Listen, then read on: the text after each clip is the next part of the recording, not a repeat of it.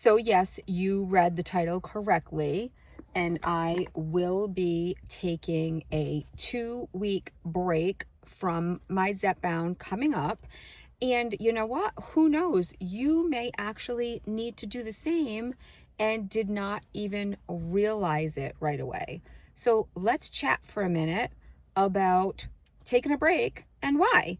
So welcome back, my friends. I am Cheryl. This is my channel where I have been documenting my weight loss journey for close to 19 months now. Actually, what's today? Today is the 26th. Tomorrow will be my 19-month anniversary on Zepbound, a GLP-1 medication that is prescribed for obesity, for weight loss management. Mine is also for the control of my chronic kidney disease.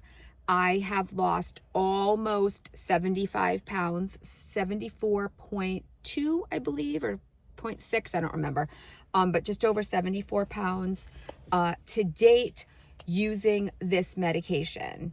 So why would I be stopping? Not for a good reason at all. For actually a really gross reason. Sorry, I have a wicked scratchy throat today.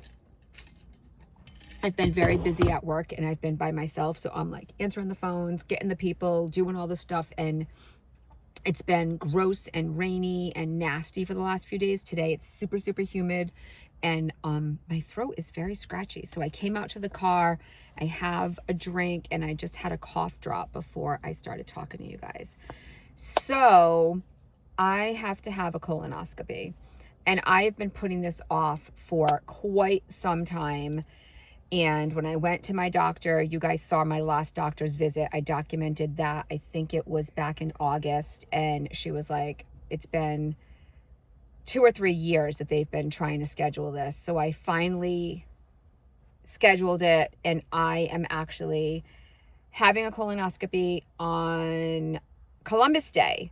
So I was able to get it at an outpatient procedure place that is open on Columbus Day, so I didn't have to take a day out of work. We're actually not working that day, and it's a Monday, so I can do all of my prep for the colonoscopy on the Sunday, and again, not have to take any time out of work. I know, like, one of my colleagues had one last year and had to take 2 days because where they made it, it was on like a Thursday. They needed to do the prep on the Wednesday, so they had to take 2 days off. So I will be doing that. I'll be having the procedure so that's October 13th. And when I made the appointment, they said, or my doctor had told me when they like called to give me the referral, don't forget you can't take your medication. And I was like, what? So I've now spoken to where I'm having it and gotten all of the information, and I've gotten all of the reasons. And just in case you guys have any type of a procedure or anything coming up, I wanted to share that information with you all, because I'm not gonna lie, in my head I was like, do I really need to stop? Like, what's it really gonna do to me? Well, apparently it could do a lot. So I am having the procedure done, and the main reason, or 2 main reasons really, that you have to stop Zepbound. So when I say Zepbound, mounjaro, Ozempic, Wegovy, any type of a GLP-1 medication, you would need to stop if you're having some type of a procedure that would require like anesthesia. So if you're having an endoscopy, a colonoscopy, anything that you're going to have to go under for, you would need to stop this medication. And the main reason being that, think about what our GLP-1s do for us. So I'm saying Zepbound, but I mean all GLP-1s. So for me, with the Zepbound, one of the main things that it does is it keeps the food in your stomach longer so that you stay fuller longer, right? So if that food is meant to now stay in your stomach longer because of the medication, that can be catastrophic when you go under anesthesia. So when you go under anesthesia, they tell you no food for 24 hours, not because they want to be mean, they do that because when you go under, you have that greater chance, if there's food, of asphyxiating on something that could be in your stomach. If you throw up or you get sick while you're under anesthesia and you're laying there and you vomit and you have food in your stomach, you can choke on that. You can suffocate, you can die. So that is kind of the main reason why they don't want you to be using the medication, because now it's messing with your stomach and messing with the food and keeping that food there longer.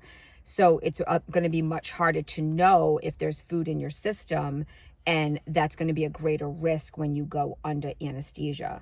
So they do not want us having any type of GLP-1 medication for a week prior. Now, think about a colonoscopy, and if anybody doesn't fully know, a colonoscopy prep is great fun, and they usually have you taking Miralax or something that's going to stimulate your bowels and movement and clean out your bowels for like 12 to 24 hours prior to some type of a procedure like this. So with a colonoscopy, the day before, you would be doing all of this prep that's going to be cleaning out your bowels completely. So that way and your stomach, like it's cleaning everything out. So when you go under anesthesia and when they go in with the colonoscopy camera, they can see everything, and they're looking for polyps and, all of that kind of stuff, but they need everything to be completely cleaned out. So the prep for that is great fun. And obviously any type of a GLP-1 that you may be on is going to interfere with that prep work and all of that. So yeah, the two main reasons to be not taking a GLP-1 before or like leading up to any type of a procedure like that you're going to be going under. You want to have all of the food out of your system. You want to have all of the medication out of your system. And you want to be able to have your bowels working at, like the proper way. And you want all of that food cleaned out of you. So any type of procedures that would not require anesthesia, like biopsies, eye doctor appointments, dental works, MRIs, that don't have any dye, x-rays, anything without sedation or bowel prep or you would be fine. You probably would not need to stop your medication. But anything that there's going to be anesthesia, sedation, any type of prep that goes into the procedure, your doctor is going to ask you to stop the medication.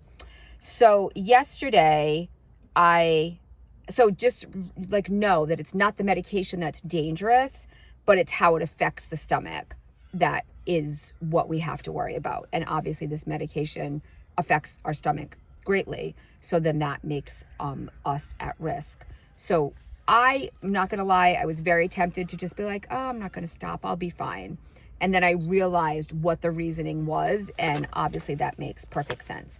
So yesterday I reached out to my doctor's office, my primary, and I was like, hey, I scheduled the appointment. They told me that I have to stop the medication for a week. I'm at 12.5 milligrams of Zepbound right now. So I'm one away from the highest dose. So I reached out to my doctor's office, who put me in touch with the pharmacist, Casey, who I've mentioned to you guys multiple times. Casey is amazing. And I said, like, what do I do here? I'm going to come off of this medication. Do I just go right back on 12.5? I feel like I just kind of got regulated there at the 12.5 and controlling my nausea and my dizziness and like anything that was kind of happening with 12.5. I feel like I've just kind of gotten to a point where I'm good. So I was a little concerned, and she like did the math and figured out like what I'm doing. So I am having my procedure on the 13th of October. So that means, so typically I take my shot on Friday or Saturday. So that would mean I'm not going to be taking a shot on the 10th or the 11th. My last shot will be on the 3rd or the 4th, the Friday or the Saturday. So if I took my shot on the 4th, the Saturday, and then I had my procedure on the 13th, she's telling me not to resume until the following weekend. Like, my first thought was, okay, I guess I'll just start taking it on Tuesday or Monday night, like after the procedure. But she said, no, don't do that.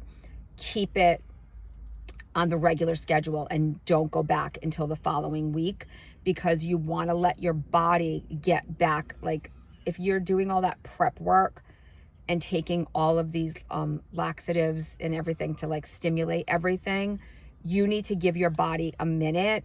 Your digestive system is not going to just boom go back to normal after the prep work from that. Typically they'll have you start with some liquids and then into some soft foods. So, doing all of that prep work and then having the procedure. Personally, I don't do great with anesthesia. Anesthesia makes me extremely nauseous, and I will probably sleep all day on Monday. I have a very difficult time coming out of anesthesia. They usually I have to put patches behind my ears from anesthesia. Like I said, I get extremely, extremely nauseous. I don't bounce back quickly from it. So knowing that, I was a complete agreement with Casey that, yeah, that's not going to be great for my body to immediately jump back into my GLP-1. Do I want to take 2 weeks off? No, I absolutely don't. But this is what's best for me and for my health right now. I am at that point in life. I'm 53. I haven't had a colonoscopy since I was about 20. I had a colonoscopy and an endoscopy when I was 20 for stomach issues that I was having. But I haven't had one in 33 years. So obviously it's time. I don't want to get into a situation where I let something go and waited too long and didn't know what was happening. So I'm going to be a big girl and I'm going to do it, and I'm going to have the procedure done. And I would, just while we're talking about colonoscopies, I was very tempted to do the at-home Cologuard, where you do a sample at home and you send it through the mail.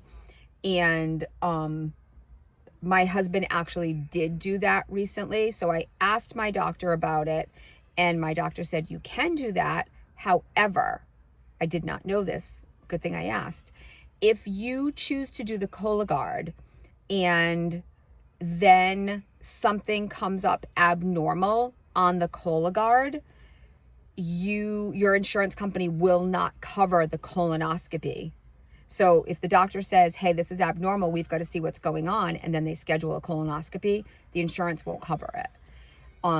And I don't remember if it was for a year, 2 years, or it might have been 3 years, but there was a large amount of time that the insurance company will not cover your colonoscopy after a Cologuard sample is done.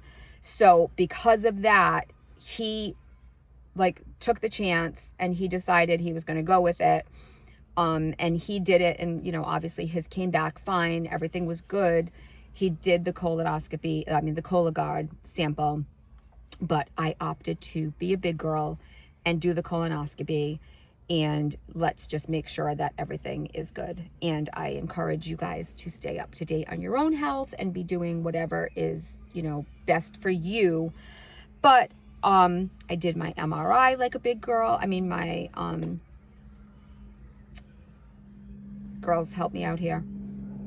Why can't I think of the scan that we have to have done for the ladies? Wow. Holy mackerel. Okay, well, I know you all know. Help me out. So I have been doing better with keeping up on my own health. So that's what I'm just going to say about that. And I encourage you all, as I always do, to continue to do the same. So she will be sending in on October 10th. She's going to send in a prescription for 10 milligrams. She said she didn't want to go back too far. 10 will be okay. She's hoping. So 10 milligrams she'll send in, And then I can take that for a week or two, whichever I choose to do, and then go back to the 12.5. And I was concerned. I was like, the insurance company's not going to get upset about this. And she said, no, if 12.5 comes up, because it might be coming up soon, she said, deny it. Then she'll send in the 10.5. And then after the 10.5, I'll be able to refill a 12.5. So that is what I will be doing. And then obviously, just for anybody here who's watching, they just said to make sure that you don't resume your medication if you're not back to normal eating. If you're still on a liquid diet, if you're not eating solid foods, if you're not having normal bowel movements, do not restart your GLP-1. So obviously I will be making sure that all of those things are in check and that I'm good to go. So it will be 2 weeks that I won't have any medication. If it had only been like a week, I would have gone with the 12.5 and probably been okay. But because it will be a solid 2 weeks at that point, this obviously was a better option. So yeah, I will be stopping the medication. I will, obviously let you guys know how that goes and everything. So that will be the beginning of next month. And then also, just to let you guys know, I did get a letter in the mail from Blue Cross about my prescription. And this is my prior authorization that says, we approve the coverage request for Zepbound because it meets our guidelines for your prescription drug benefits. The request was approved for the time listed below. My approval date was 9/16/2025, and my expiration is 9/15/2026. So as of right now, I have another year for my prior auth for my Zepbound, which was awesome. That being said, this is all dependent upon, it says, important reminders, what they pay for services and benefits when you fill your prescription changes, any changes to your pharmacy plan, you would need a new authorization. Any changes could change the authorization. If we made an exception for a non-covered medication, coverage will be at the highest cost tier. To the best of my knowledge, no exception was made because I did not get denied yet. There was going to be that possibility that I was going to have to go to Wegovy. I never got a letter saying that they weren't going to cover my medication. So I don't think that will change. Obviously, the insurance companies have been changing things continuously, but that made me happy, made me feel a little bit safer for the time being. And that I'm still holding out hope at that point that maybe by September of next year, maybe there will be an FDA approval for the Zepbound for the chronic kidney disease. Because anybody who doesn't know, and please go watch some of my prior videos about my doctor's appointments about chronic kidney disease. My kidney disease, so I was at a stage 3A chronic kidney disease. I have had doctor's appointments, blood work, ultrasounds, all to concur that I have been in kidney disease stage 3A for many, many, many years. Being on this medication for the past year and a half, my numbers, my labs have decreased so significantly that I am currently in a stage 2, which is like stage 3A is still pretty okay. They watch you. If your numbers continue to go up to a 3B, then usually you see a nephrologist, a specialist for kidneys, and you start a plan of action. My doctor started me on the Zepbound a year and a half ago. At my persistence that I was very concerned about my kidneys. There's kidney disease in my family.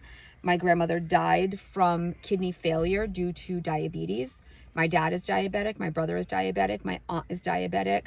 Both of my grandmothers died from diabetes. So when I found out I had kidney disease, I freaked out.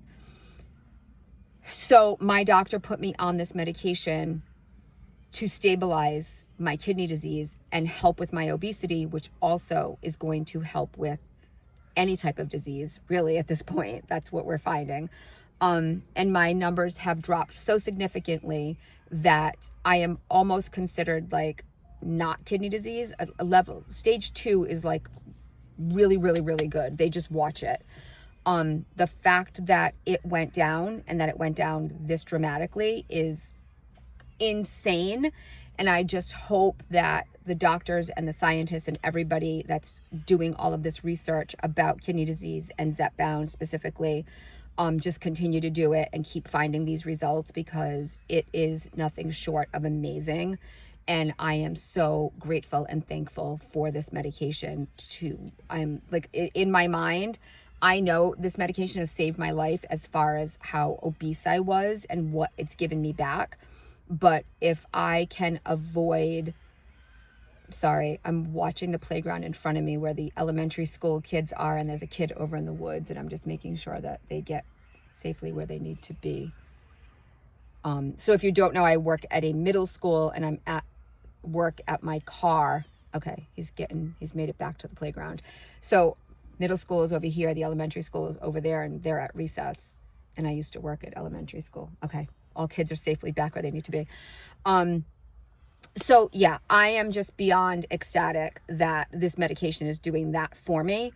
And I'm just hoping and praying every single day that all of the studies that have been done, they're all out there. They're all like, everybody's looking at them. And I'm just hoping that in the near future, the FDA approves this medication for chronic kidney disease, because then I would be able to continue for life without worrying about it, which is a constant worry for me.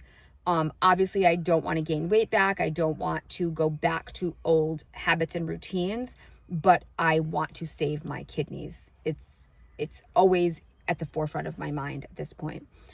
So, yeah, all good things going on. I mean, I know nobody wants to have a colonoscopy. I'm not thrilled about it. I don't want to stop my medication. However, I feel like I am being an adult and I am doing what I need to do. And I am actually pretty proud of myself for making this appointment, keeping this appointment, even though it's uncomfortable and nobody wants to talk about it or do it. I know it has to be done. So I will do it. And obviously I will let you guys know everything in real time or immediately thereafter when I'm conscious again, because I know I'll be sleeping the whole day. But I will be stopping my medication. Go make your appointments, do your things, make sure that you're staying on top of your health and your own well-being. You're responsible for that. I am responsible for mine. Make sure that, we're all doing it so that we're all around for everybody as long as humanly possible. Okay, my friends, that is it for me for today. I love you all so very, very much. If you thought that this was even remotely helpful, you know how much I love when you share, comment, like, do all of the things that help a girl out. I will see you guys real soon. Remember, my friends, when you can't find the sunshine, you go out and you be the sunshine. Bye.